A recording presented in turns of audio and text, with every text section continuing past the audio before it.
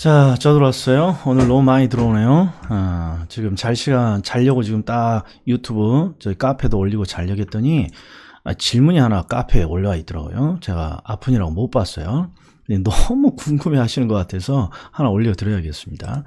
자, MF라는 아이디를 쓰시는 분인데, 요 질문을 주셨어요.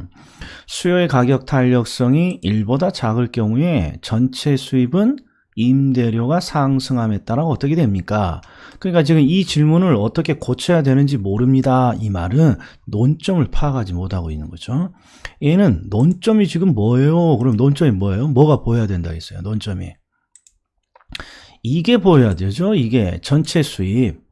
탄력성의 주제인데 전체 수입 또는 임대 수입, 매출액 이런 게 나오면 바로 매출액을 증대시키고자 하는 기업의 가격 전략인 거죠. 가격 전략.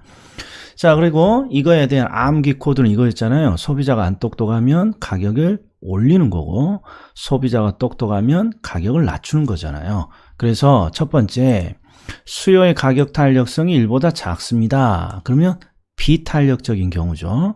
그러니까 가격이 올라가야죠. 그런데 임대료가 올랐다고 돼 있잖아요. 그러니까 비탄력적인 소비자들인데 임대료가 인상했습니다. 그럼 매출액의 측면에서는 좋은 궁합이죠. 그러니까 매출액은 늘어난다. 이걸 고쳐줘야죠. 이걸. 첫 번째 이 문장을 어떻게 고쳐야 됩니까? 이게 나와서 여길 고쳐야죠. 이 지문이 굉장히 많이 틀린 기출 지문입니다. 왜? 논점을 못 찾아서. 이게 전체 수입의 논점이 보여야 돼요. 전체 수입. 소비자가 비탄력, 안 똑똑할 때 임대료가 올라갔네요. 그러면 매출액 또는 임대 수입 또는 전체 수입의 입장에서 좋은 측면이니까 올라가는 거죠. 자, 그런데 두 번째는 왜 이럴까요? 이것도 궁금해 하시는 것 같아요. 근데 이제는 수업이 5월달이라 반복하는 과정이기 때문에 이거에 대한 내용을 요새는 하지 않죠. 그럼 간만에 한번 보죠. 기업은요, 항상 매출을 증가시키려고 해요. 뭔가 이게 목적이겠죠. 근데 기업의 매출에 영향을 주는 요소가 두 가지예요. 하나는 가격이라는 요소와 하나는 판매량이라는 요소예요. 직감적으로 기업이 재화의 가격을 올리거나 시장의 가격이 올라가면 기업의 매출은 올라가겠죠. 또 반대로 판매량이 많이 판매해도 기업의 매출은 올라가는 거예요. 가격과 판매량이라는 이 두 가지가 기업의 매출액을 결정을 해요. 매출액을. 자, 그리고 이 판매량은 항상 수요량을 의미하는 거예요. 소비자가 10개를 사고자 하면 10개가 판매되는 거고, 소비자가 20개를 사고자 하면 20개가 판매되는 거니까 이 수요량으로 결정되는 거예요. 그럼 자, 첫 번째. 기업이 매출을 늘리기 위한 가장 쉬운 전략은 가격을 인상시키는 거죠. 가격을. 그래서 가격을 20% 정도 인상해 볼까요? 가격을 20% 인상해요. 그러면 기본적으로 매출이 20%만큼 이렇게 늘어날 거 아니에요. 매출이. 그런데 문제는 여기 있어요. 가격과 수요량, 즉 가격과 수요량은 우리가 어떤 관계라고 배웠습니까? 반비례 관계. 즉 기업의 매출을 늘리는 가장 쉬운 방법은 가격을 인상시키는 건데, 가격을 인상시키면 반대로 판매량은 마이너스가 된다는 게, 감소한다는 게 문제예요. 감소한다는 게.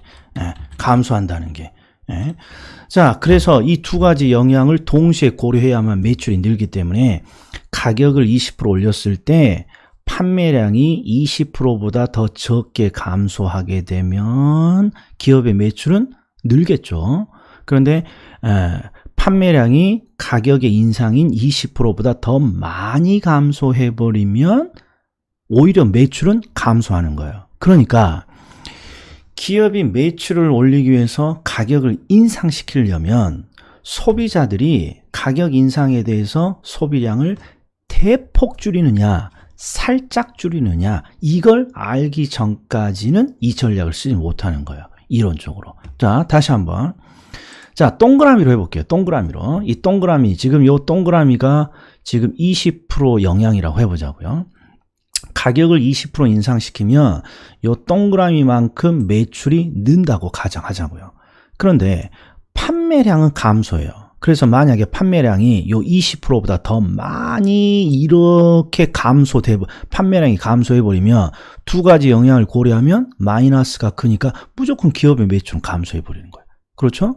그렇죠. 그런데 판매량이 감소하더라도 이렇게 살짝 감소하게 되면, 비록 살짝 감소하게 되면 두 효과를 합치면 가격의 인상 효과가 더 크니까 매출은 늘게 되는 거란 말이에요. 그럼 이 상황이 어떤 상황입니까?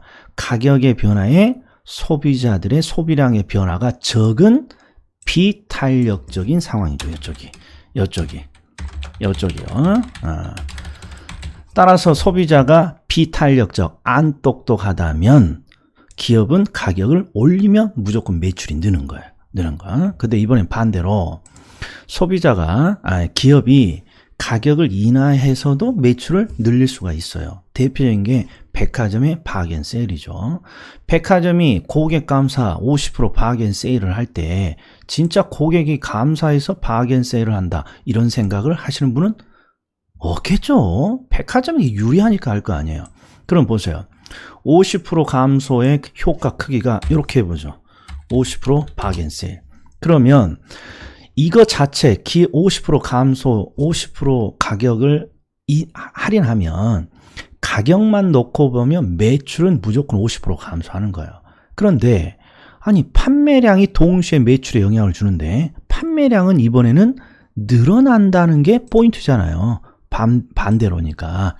그래서 판매량이 가격의 인하보다 더 많이 일어나느냐, 더 적게 일어나느냐, 이것으로 매출이 느냐 주냐가 결정되는 거예요. 예를 들어서 저기 백화점이 50%나 가격을 인하를 했는데 소비자들의 증가가 요만큼 매출이 늘어난다면 결국 가격 인하를 통해서 목적을 달성하지 못하죠. 늘어나는 게 요거밖에 안 된다면. 그런데 가격을 인하했더니 판매량이 무려 요만큼이 늘어. 판매량이 무려 이렇게. 그러면 두 가지 효과를 동시에 분석하면 증가 효과가 더 크니까 매출이 느는 거예요. 그러니까 소비자들이 가격의 변화에 이렇게 많이 판매량을 늘려줄 때 이때 매출이 늘어나는 거예요. 그럼 이 상황이 이 상황이 무슨 상황입니까? 그러면 이 상황이 탄력적인 상황이죠. 그러니까 우리가 암기 코드가 소비자가 똑똑하면 가격을 낮춰줍니다, 이렇게 되는 거예요. 그래서 결국 이런 거예요. 기업의 매출이라는 건 항상 요 두 가지가 동시에 작동을 한다라는 걸 이해하셔야 돼. 이게 시험에 나오진 않아요. 요렇게 질문만 나오지만 이해를 위해서. 자, 그러면 가격을 인상시켜보자. 가격을 인상. 그럼 판매량은 감소할 텐데 이 감소하는 판매량의 효과가 가격의 인상폭보다 적을 때, 그러니까 가격이 플러스면 판매량은 마이너스인데 두 쪽의 효과 중에 어느 쪽이 크냐에 따라서 매출이 결정된다, 이런 말이에요. 그래서 비탄력적인 상황이라면 소비량이 적게 감소하는 경우잖아요. 그러니까 플러스 효과가 크니까 전체 매출은 느는 거예요.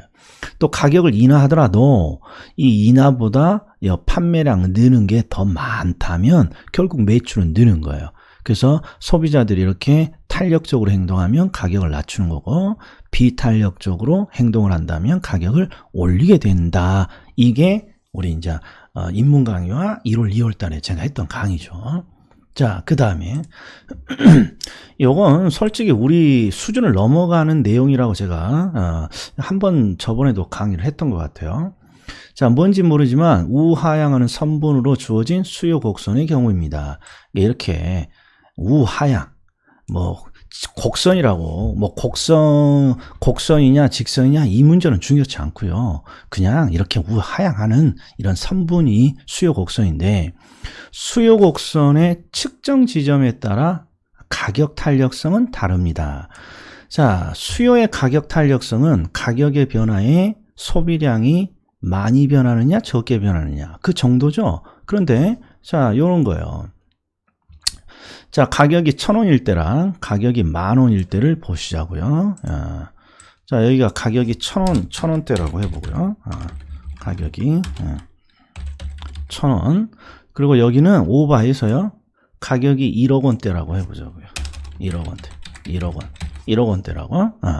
그러면 이때 가격의 변화에 요 소비량의 변화가 어떻게 될 것이냐 추정해 보자고요.